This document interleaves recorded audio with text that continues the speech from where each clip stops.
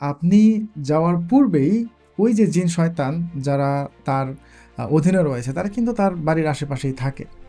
যখন আপনি তার বাড়িতে যান তখন কিন্তু সে জানতে পারে যে আপনি যাচ্ছেন তার বাড়িতে। তো যখন আপনি তার সামনে যান তখন ওই ফকির সেই জিনকে আদেশ করে যে আসসালামু আলাইকুম। আমরা অনেক সময় আমাদের শারীরিক, মানসিক এবং আধ্যাত্মিক সমস্যা নিয়ে অনেক সময় ফকির, ওঝা এমনকি পীরের দরবারেও হাজির হয়ে থাকি। তো আমরা যখন তাদের দরবারে যাই তখন তারা আমাদের চেহারা দেখেই অথবা আমাদের হাত দেখেই তারা আমাদের জীবনের, আমাদের পাস্টে যা কিছু ঘটেছে তা থেকে তারা কিছু বলে দিতে পারে যে তুমি এটা করেছিলে, সেটা করেছিলে।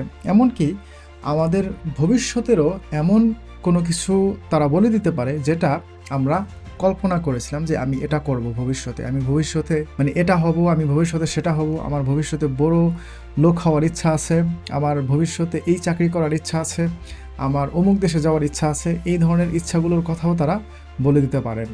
তো এটা কিভাবে সম্ভব যে একজন ফকির আমার জীবনের গোপন কথা, যে কথা আমি কাউকে শেয়ার করিনি, কাউকে কখনো কোনোদিন বলিনি, কিন্তু এই কথা ফকির কিভাবে জানে? তো তার মুখ থেকে আমাদের জীবনের গোপন কথাগুলি শোনার পরে আমরা তাকে কিন্তু একজন আধ্যাত্মিক মানুষ হিসেবে ধরে নিই, যে যেই কথাগুলো আর কেউ জানে না আমি ছাড়া। এমনকি আমি ভবিষ্যতে কি পরিকল্পনা করেছি এটাও আমি কাউকে বলিনি, তো সে কিভাবে জানে? তিনি কিভাবে জানতে পারেন এই কথাগুলো? তাহলে অবশ্যই সে একজন আল্লাহর অলি, একজন আধ্যাত্মিক মানুষ।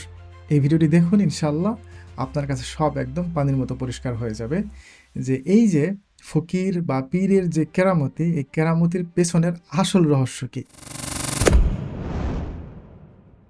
তো ইতিপূর্বে আমি আরও 2টি ভিডিও বানিয়েছি যা এই ভিডিওর সাথে কানেক্টেড। তো আপনারা এই ভিডিও দেখার পরে যদি ওই ভিডিও দুটি দেখেন তাহলে আপনাদের কাছে আরও স্পষ্ট হয়ে যাবে বিষয়গুলি।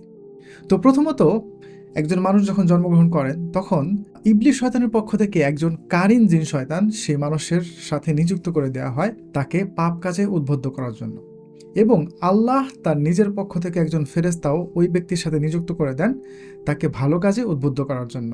তো এখন এই যে শয়তানের পক্ষ থেকে একজন যে কারিন জিন শয়তান ওই মানুষের সাথে নিযুক্ত করে দেয়া হলো, সব খেল হচ্ছে এই কারিন জিনের। তো আপনি যখন আপনার কোনো সমস্যা নিয়ে কোনো ফকির, ওঝা বা কোনো পীরের দরবারে যান তখন ওই যে ফকির, সেই ফকিরের সাথে কিন্তু জিন থাকে। সেই ফকিররা কী করে, তারা বিভিন্ন সাধনার মাধ্যমে বিভিন্ন শিরিকি রিচুয়াল করে তারা কিন্তু জিনগুলো তাদের আয়ত্তে রাখেন।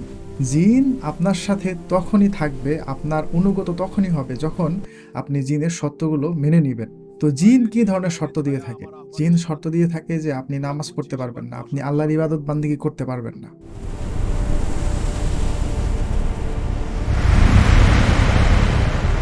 আমরা তোমার অনুগত হব, তবে তুমি নামাজ পড়তে পারবে না, তুমি আল্লাহর ইবাদত বন্দেগী করতে পারবে না। এবং আপনাকে মোরগ বলি দিতে হবে, খাসি বলি দিতে হবে, এবং আরও বিভিন্ন ধরনের শিরকি কর্মকাণ্ড আপনাকে দিয়ে করায় এই জিন। তখন গিয়ে এই জিন শয়তান আপনার অনুগত হয়। আপনারা একটু লক্ষ্য করলে দেখবেন যে যারা ফকির হয়ে থাকে, যারা ওঝা হয়ে থাকে, এরা কিন্তু বেশিরভাগ কিন্তু নামাজ পড়ে না। দেখবেন যে সাদা কাপড় পরে দিন ভরে ঘুরে বেড়ায়, আর বাড়ির সামনে একটা মাজার থাকে, সেখানে ধ্যানে বসে। তো নামাজ কালামের কাছেও কিন্তু তারা যায় না। তো এটা কিন্তু ওই যে জিন শয়তান কিন্তু তাকে শর্ত দিয়ে রেখেছে যে তুমি কিন্তু নামাজ পড়তে পারবে না। কিন্তু তারা আধ্যাত্মিকতার দোহাই দেয় যে আমরা ইবাদত বন্দিগি করতে করতে আমরা মারফতের পর্যায়ে পৌঁছে গেছি, এখন আমাদের নামাজ কালাম কিছুই লাগবে না। এটা একদম মানে তাদের একটা ভাওতাবাজি ছাড়া আর কিছু না। মূলত ওই যে জিন শয়তান তাকে শর্ত দিয়েছে যে তুমি নামাজ কালাম এগুলো করতে পারবে না, এগুলো পড়তে পারবে না, এই জন্য ওরা নামাজ কালাম পড়ে না দেখবেন বেশিরভাগ ক্ষেত্রে। তো এই যে ফকির যারা, তারা বিভিন্ন শিরকি রিচুয়ালের মাধ্যমে তারা জিনগুলোকে তাদের বশে রাখে। তো আপনি যখন আপনার কোনো সমস্যা নিয়ে সে ফকিরের বাড়িতে যান তখন সে ফকির কিছুক্ষণের জন্য কিন্তু ধ্যানে বসে, অথবা আপনি যাওয়ার পূর্বেই ওই যে জিন শয়তান যারা তার অধীনে রয়েছে তারা কিন্তু তার বাড়ির আশেপাশেই থাকে। যখন আপনি তার বাড়িতে যান তখন কিন্তু সে জানতে পারে যে আপনি যাচ্ছেন তার বাড়িতে।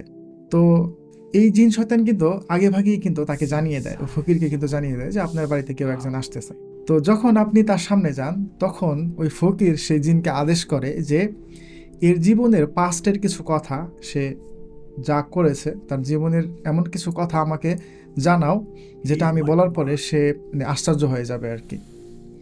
তো তার অধীনে থাকা ওই জিন শয়তান কি করে, আমাদের সাথে থাকা যে কারিন জিন শয়তান রয়েছে তার সাথে যোগাযোগ স্থাপন করে, সংযোগ স্থাপন করে। যেহেতু ওরা দুইজনেই জিন জাতি, তো একে অপরকে তো দেখতে পায়, আর ওরাও তো জানে যে প্রতিটি মানুষের সাথে একজন করে জিন থাকে। তো এই জন্য ওই জিন শয়তান কি করে, আমাদের সাথে থাকা কারেন্ট জিনের সাথে সংযোগ স্থাপন করে। সংযোগ স্থাপন করে সে এই তথ্যগুলো নেয়। যেহেতু আমাদের সাথে থাকা কারেন্ট জিন শয়তান আমাদের মানে জন্ম থেকেই আমাদের সাথে রয়েছে, তো সে কিন্তু আমাদের জীবনের প্রতিটি পদক্ষেপের কিন্তু সাক্ষী, প্রতিটি সেকেন্ডের সাক্ষী যে আমরা জীবনে কি করেছি না করেছি। এমনকি আমরা যে পরিকল্পনাগুলো করে থাকি, আমরা চিন্তা করে থাকি যে ধরেন আপনি কাউকে পছন্দ করলেন, এই বিষয়ে তো আপনি জানেন, আপনি তো চিন্তা করছেন, তাই না? এরপর আপনি বড় হয়ে কি হবেন, পুলিশ অফিসার হবেন, অথবা আপনি কোনো একটা দেশে পাড়ি জমাবেন। কোন দেশ আপনার স্বপ্নের দেশ, আমেরিকা, ইউরোপ। তো এই ধরনের যে আমরা পরিকল্পনা করে থাকি, এই পরিকল্পনা সম্পর্কেও কিন্তু আমাদের সাথে থাকা কারিন জিন শয়তান কিন্তু অবগত আছে। জিন শয়তান মানুষের শিরায় উপশিরায় তারা বিচরণ করতে পারে, তো এই জন্য তারা আমাদের প্রতিটি পরিকল্পনা সম্পর্কে কিন্তু অবগত আছে। তো এই যে আমাদের পরিকল্পনা সম্পর্কে এই কারিন জিন শয়তান সে তো সব কিছু জানে, তো এর থেকে কিছু তথ্য সে কী করে, ওই ফকিরের যে আয়ত্তাধীন যে জিন রয়েছে তাদের কাছে শেয়ার করে দেয়। তো শেয়ার করে দেওয়ার পরে ওই জিন শয়তান আবার কী করে, ফকিরের কাছে এই তথ্যটা দিয়ে দেয়। তো ফকির তো একদম গড়গড় করে আমাদের পাস্টের কিছু গোপন কথা সে বলে দেয়। তো এটা শোনার পরে তো আমরা একদম আশ্চর্য হয়ে যাই যে বাবারে বাবা, এই ফকির তো একজন আধ্যাত্মিক মানুষ, সে তো সব কিছু জানে, সে তো মানে সব কিছুই করতে পারবে। তো এরপরে সে ফকির আবার কি বলে, মানে এখন শুরু হবে যে ফকিরের যে ব্যবসা, মূল যে ব্যবসা সেটা হচ্ছে যে হ্যাঁ, তুমি তো মনে মনে নিয়ত করেছিলা যে তুমি একজন সরকারি চাকরিজীবী হবা, বা সরকারি চাকরির আশা আছে তোমার। তো এই আশাটা পূরণ করার জন্য তোমাকে কি করতে হবে, একটা তাবিজ ব্যবহার করতে হবে। এই নাও তাবিজ, দাও 10,000 টাকা। তুমি তো মানে চাইছিলা, তোমার তো একটা স্বপ্ন আছে যে তুমি আমেরিকা যাবা, কানাডা যাবা, অস্ট্রেলিয়া যাবা। তো এই স্বপ্ন পূরণ করার জন্য তোমাকে কি করতে হবে, একটা তাবিজ ব্যবহার করতে হবে, পানি পড়া খেতে হবে, দাও 10,000 টাকা, দাও 20,000 টাকা। এটা হচ্ছে পরের ব্যবসা। কিন্তু আল্লাহর কসম, তাদের এমন কোনো ক্ষমতা নাই যে আপনার ভাগ্য সে পরিবর্তন করে দিতে পারবে, কোনো ক্ষমতা নাই। হয়তো সে আপনার পাস্টের কিছু কথা বলে দিতে পারবে, আপনার ভবিষ্যৎ পরিকল্পনা কি সে সম্পর্কে আপনাকে বলে দিতে পারবে জিনের সাহায্যে, কিন্তু আপনার ভাগ্য নিয়ন্ত্রণ করার কোনো ক্ষমতা তার নাই, কোনো ক্ষমতা তার নাই। কেননা এটা গায়েব, এই সম্পর্কে একমাত্র আল্লাহ সুবহানাহু ওয়া তাআলাই জানেন, আর কেউ জানে না। কোনো ফকির বলেন, কোনো পীর বলেন, কোনো দরবেশ বলেন, কেউ জানে না এই বিষয়ে যে আপনার ভবিষ্যৎ আপনার কি হবে। তো এই যে বাংলাদেশে মানুষ বিভিন্ন সময় ফকিরদের কাছে যায়, ফকিরদেরকে আধ্যাত্মিক মানুষ হিসেবে মেনে নেয়, গ্রহণ করে, এর মূল কারণ হচ্ছে এটা। ওই যে জিনদের মাধ্যমে আপনার পেছনের কিছু কথা বলে দেয়, আপনার ভবিষ্যৎ পরিকল্পনা সম্পর্কে কিছু কথা সে বলে দেয়। এই জন্য আমরা তাকে একজন আধ্যাত্মিক মানুষ হিসেবে ধরে নিই। ভাই, আপনি তো নিজেও এটা করতে পারবেন। আপনি যদি শিরকি পন্থায় জিন বাধ্য করতে পারেন, জিন হাজির করতে পারেন, তাহলে তো আপনিও এই কাজগুলো করতে পারবেন। তো এটা মূলত জিন দিয়ে করা হয়। ওই ফকির বা ওই পীরের কোনো আধ্যাত্মিক কোনো ক্ষমতা নেই আপনার মন্দকে ভালোতে পরিণত করবে। এই ক্ষমতা কারো নেই, পৃথিবীর কারো নেই। এই ক্ষমতা একমাত্র আল্লাহ সুবহানাহু ওয়া তাআলার কাছে রয়েছে, তাছাড়া কারো নেই। তো এই যে ফকিরদের এই যে এইসব কর্মকাণ্ড দেখে আমরা তাদেরকে একজন মানে আল্লাহর ওলি, একজন আধ্যাত্মিক মানুষ হিসেবে মেনে নিয়ে তাদের মৃত্যুর পরে কি করি, তাদের কবরের উপরে মাজার বানাই। তো এই যে আমরা যে তাকে আল্লাহর ওলি হিসেবে ধরে নিলাম, সম্বোধন করলাম, সে আল্লাহর ওলি তো দূরের কথা, সে মুসলিম হয়ে মারা গেছে কিনা এটাই সন্দেহ। কেননা সে শিরকি পন্থায়, শিরকি উপায়ে সে জিন হাজির করত, জিনকে বশে করে রাখত। সহি তরিকাতে জিন কখনোই বশে আনা যায় না, বশ করা যায় না। সহি তরিকায় হয়তো আপনি জিনকে ডাকতে পারবেন, কিন্তু জিনকে বশ করতে পারবেন না। আপনাকে জিনকে বশ করতে হলে আপনাকে অবশ্যই জিনের শর্ত মেনে নিতে হবে। জিনের শর্তগুলাই হয়ে থাকে হচ্ছে শিরকি শর্ত। এখন অনেকের মনে প্রশ্ন জাগতে পারে, তাহলে বাংলাদেশে তো অনেক আলেম ওলামা রয়েছে যারা 5 ওয়াক্ত নামাজ পড়েন, পরহেজগার মানুষ, তাদের আয়ত্তেও তো জিন থাকে। হ্যাঁ, এটা সত্য, এটা বাস্তব, জিন থাকে। ওই জিনগুলো কিন্তু ইচ্ছা করে ধরা দেয়, এমন নয় যে মানে তারা সাধন করেন, এমন নয়। তাদের পরহেজগারিতা দেখে অনেক জিন রয়েছে যারা ইসলাম গ্রহণ করতে আসে এই ধরনের মানুষের কাছে, কিন্তু এটা খুব রেয়ার, এটা সচরাচর আপনি পাবেন না। এটা খুব রেয়ার হয়ে থাকে যে জিনেরা নিজের ইচ্ছায় একজন আলেমের কাছে আসেন, এসে তার কাছে ইসলাম গ্রহণ করেন। বাংলাদেশে এমন অনেক আলেম রয়েছে, নাম বললে বলা যাবে, যে তাদের কাছে জিন আসতো, ইসলামের কথা শোনার জন্য, কোরআন তেলাওয়াত শোনার জন্য আসতো। তো এটা জিন সাধন নয়, এটা হচ্ছে জিনেরা আপনাকে এসে ধরা দেয় এবং এটাও বলে যে আপনার যদি কোনো উপকার করতে পারি, যদি কোনো প্রয়োজন হয় তাহলে ডাকবেন, এমনটা হয়ে থাকে। কিন্তু এটা খুব রেয়ার, এটা সচরাচর হয় না।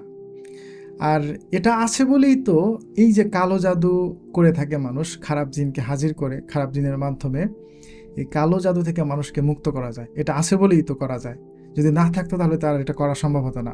যদিও কোরআনের আয়াত রয়েছে, সূরা ফালাক, সূরা নাস যদি কেউ পড়ে তাহলে তাকে কোনো জাদুটোনা কাজ করবে না। আয়াতুল কুরসি যদি কেউ পড়ে প্রতিবক্ত সালাতের পরে তাহলে তাকে জাদুটোনা কাজ করবে না। তো এমন তো আমল রয়েছে আমাদের ইসলামে। কিন্তু তবুও ভালো জিনের মাধ্যমে কালো জাদু বা জাদুটোনা এগুলো কিন্তু ভাঙা সম্ভব হয়। কেননা অনেক সময় মানুষের বিভিন্ন চুল দিয়ে বা বিভিন্ন কিছু দিয়ে একজন মানুষকে যখন কালো জাদু করা হয় তখন সেটা খুঁজে পেতে কিন্তু ওই যে ভালো জিন সাহায্য করে থাকে। অতএব আপনারা এখন থেকে যখন কোনো ফকিরের কাছে যাবেন তখন এই জিনিসটা মাথায় রাখবেন যে তিনি কিভাবে আমার অতীতের কিছু কথা বলে দিতে পারে। একমাত্র জিনের সাহায্য ছাড়া সে কিছুই করতে পারে না। তার কোনো ক্ষমতা নেই আপনার ভবিষ্যৎ বা আপনার অতীত সম্পর্কে কিছু বলে দেওয়া। আপনার ভবিষ্যৎ পরিবর্তন করার ব্যাপারে সে কিছুই আপনাকে সাহায্য করতে পারবে না। এই নিয়তে অন্তত কখনোই ফকিরের কাছে যাবেন না যে হয়তো ফকিরের কাছে গেলে ফকির আপনার ভবিষ্যৎ পরিবর্তন করে দিতে পারবে, আপনাকে ভালো একটা চাকরি পাইয়ে দিতে পারবে, আপনাকে ভালো একটা দেশে যাওয়ার ব্যাপারে সাহায্য করতে পারবে।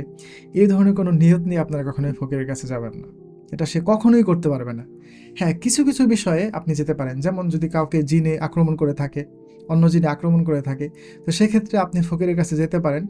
আমি সাজেস্ট করব যে ফকিরের কাছে না গিয়ে ভালো কোনো একজন আলেমের কাছে যান। সে আলেম কোরআনের আয়াত দিয়ে সেই জিনকে সে ছাড়িয়ে দিতে পারবে।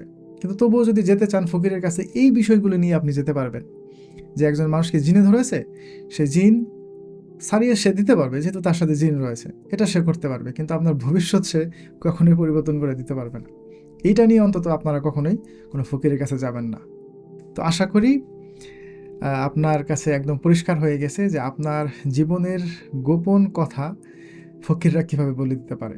তো ঠিক আছে, এই ছিল আমার আজকের ভিডিও। যদি এই বিষয়ে আপনাদের কোনো মন্তব্য থাকে তাহলে অবশ্যই কমেন্ট করে জানাতে পারেন। ভালো থাকবেন। আসসালামু আলাইকুম।